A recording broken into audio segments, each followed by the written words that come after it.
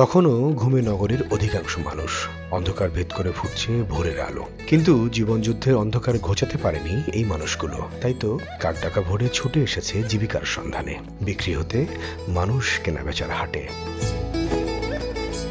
রাজধানীর মিরপুরের পূরবী এলাকা লোকজনের কোলাহলে সরগরম হয়ে উঠেছে। হঠাৎ দেখলে মনে হবে সেখানে হাট বসেছে, তবে এই হাটে নেই কোনো পণ্য। ব্যতিক্রমে এই হাটে পণ্যের মতো বিক্রি হয় শ্রম। দেশের বিভিন্ন জেলা থেকে নিম্ন আয়ের মানুষ এ হাটে আসেন শ্রম বিক্রির জন্য। তাদের শ্রম বিক্রি হয় দিন, সপ্তাহ বা মাস চুক্তিতে।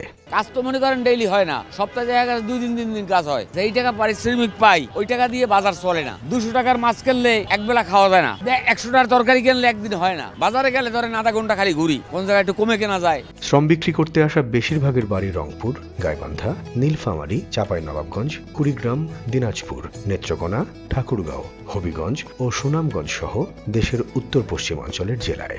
তাদের অধিকাংশই রাজমিস্ত্রি, মাটি কাটা ও গৃহস্থালির কাজ করেন। মিরপুর ঘুরে দেখা যায় 11 নম্বর মেট্রো রেল স্টেশনের সামনে বিশাল জায়গা জুড়ে বসেছে মানুষের হাট, যেখানে এক পাশে আছে পুরুষ, অন্য পাশে নারী। শ্রমিকরা কাজের ধরন অনুযায়ী বিভিন্ন উপদলে বিভক্ত হয়ে খদ্দেরের জন্য অপেক্ষা করছেন।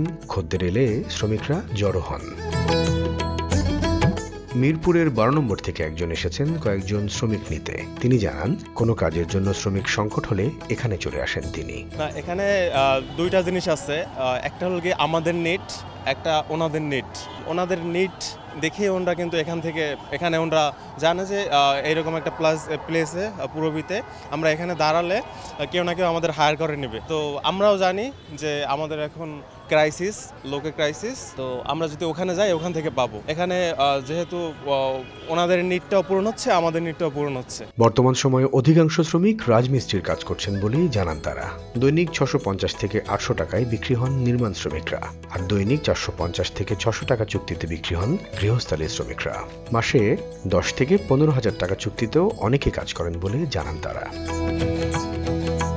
এখানকার শ্রমিকরা জানান, ভোরে হাটে এসেও সকাল 10টার মধ্যে যারা শ্রম বিক্রি করতে পারে না তাদেরকে ফিরতে হয় শূন্য হাতে। পরিবার সে দিনটি কাটায় কষ্টে।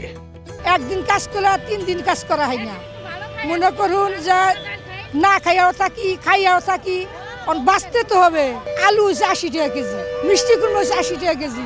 যদি 500 টাকার কাম করি তরকারি কিনার বসা হয় না, ভাত কিনবো কি দিয়া, চাল কিনবো কি দিয়া।